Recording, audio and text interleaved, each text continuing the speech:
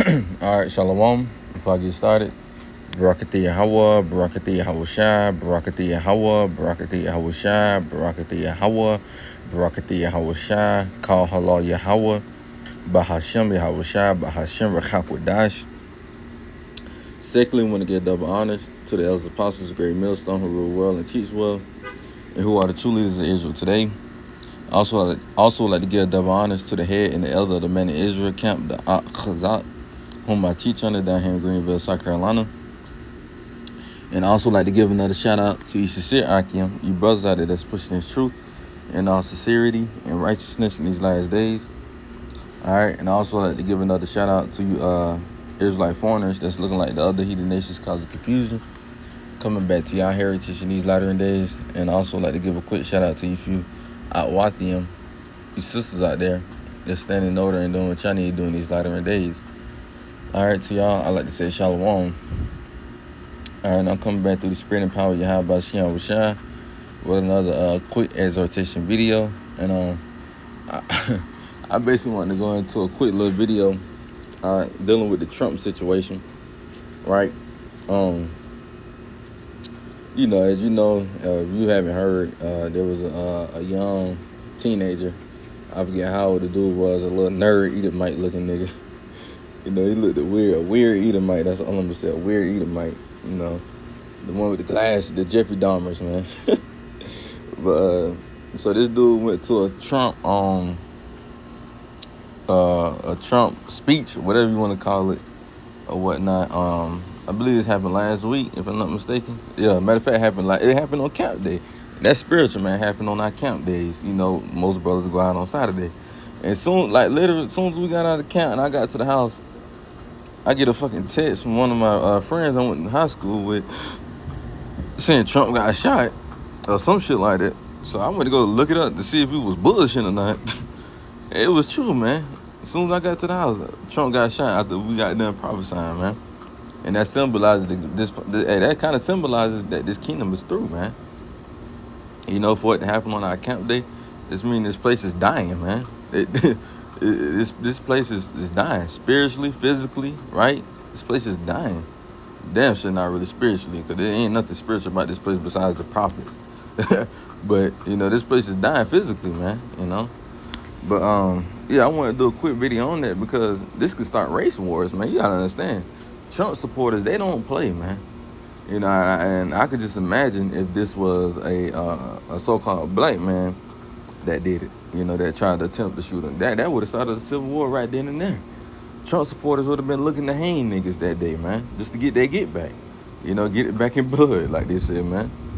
You know, but I'm not sure if the dude who shot Trump, was he Democrat or Republican? I'm more than likely he could have been a Democrat for him to shoot at Trump.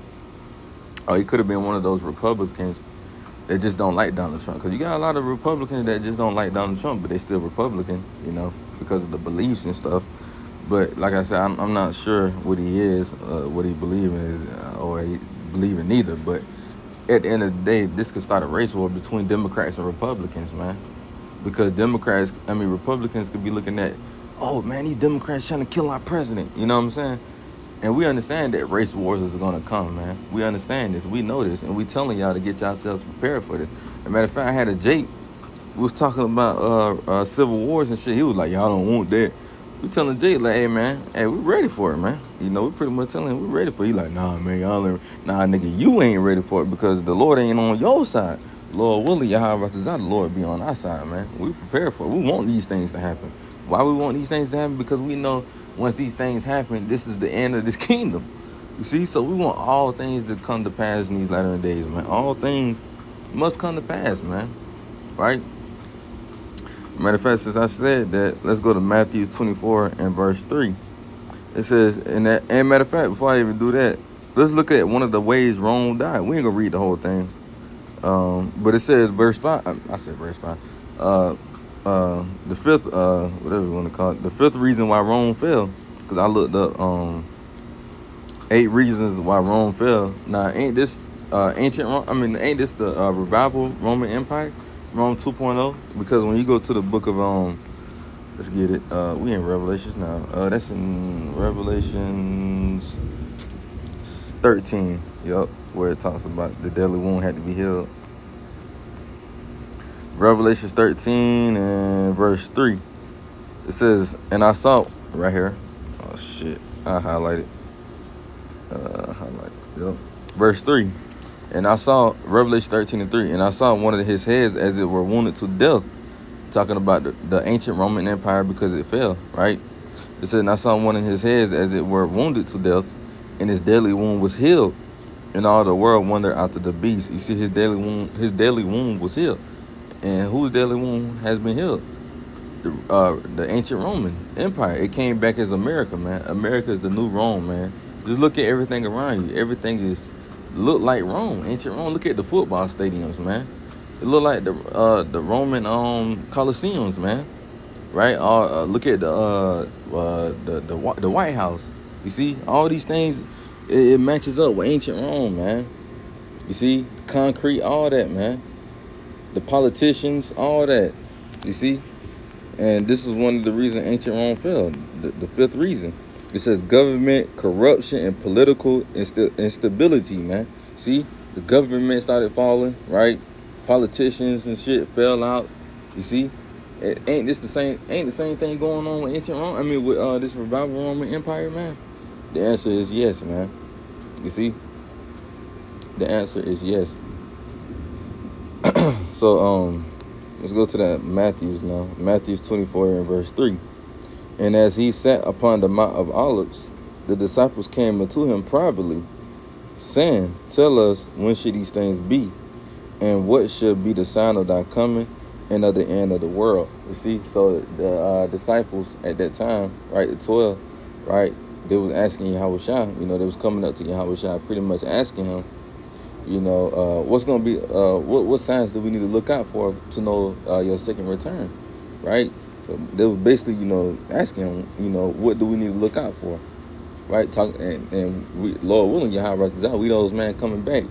I ain't saying we the damn 12 now. Let me go ahead and get that started, man. I'm just saying, like, we the ones probably was going up to Yahushua, asking him, Lord willing, what things we need to look out for. And Yahushua is telling us these things now, And one of the things that he said we need to look out for is when we jump down to verse 7. And I'm going to read down to 8. It says, for nation shall rise against nation. Right? Aren't you saying that? Nation rising against nation. You got America rising up against, Russia rising up against America. China rushing up against America. North Korea and America. All these wars going on, right? For nation shall rise against nation. And kingdom against kingdom. Right? Ain't you saying kingdom against kingdom? Ain't you seeing America is being divided? Right? It says, and kingdom against kingdom. And there should be famines and and there should be famines and pestilence and earthquakes in diverse places, man. You see the point? It says, and kingdom against kingdom, right? That's America. You got this kingdom divided against each other, man. Right? You got Democrats going against the Republicans, the Republicans going against the Democrats. You see, the Lord is causing division, man. You see? Hey, what the Lord said? Think not.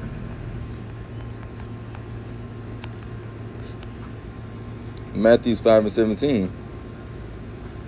Think not that I am come to destroy the... No, hell. I ain't mean to say hell, no. But Slakia. Matthew 10 and 34. Think not that I am come to send peace on earth. I came not to send peace, but a sword. You see that? The Lord is coming to send a sword, man. The Lord is coming to bring division, man. Right? And it's going to start with your families, right? Your friends, Then it's going to start with civil war. It's going to be a whole bunch of commotion going on, corruption is going on, man. You see, the Lord said, think not that I am come to send peace on earth. I came not to send peace, but a sword. This is the time we're coming to. The Lord is about to start sending destruction, man, upon this kingdom known as America, because he's getting ready to divide it, man. So don't be surprised when you start seeing your family, your friends, and your sisters, your brothers, your aunties, your uncles, your grandma, your granddad start, splitting up and arguing with each other and being divided against each other, because it's going to happen with the politicians. It's going to happen with them. It's going to happen with your family, man. So get prepared for that, man. Get yourself mentally, physically, spiritually prepared for that. And a lot of people not. A lot of people love their family. Why? Because their family is on their good side still, but not knowing that eventually they're not going to be on your good side anymore. And that's something I need to start having your mind thought on, man. I need to start having your mind on that thought, you know. So let's go to Isaiah chapter 19. And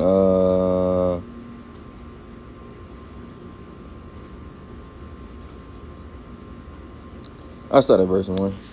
The point is really in verse 2. Yeah.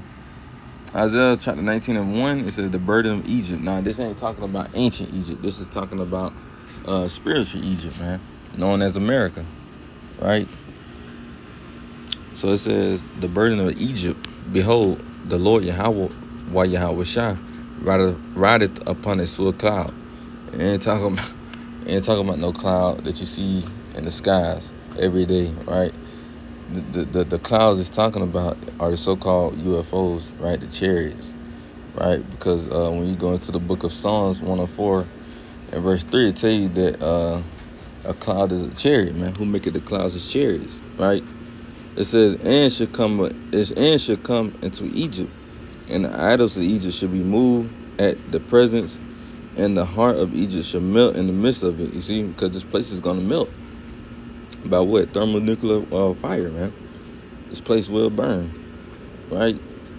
Verse 2, the point. It says, and I will set the Egyptians against the Egyptians, right? And who are the modern day Egyptians or pharaohs?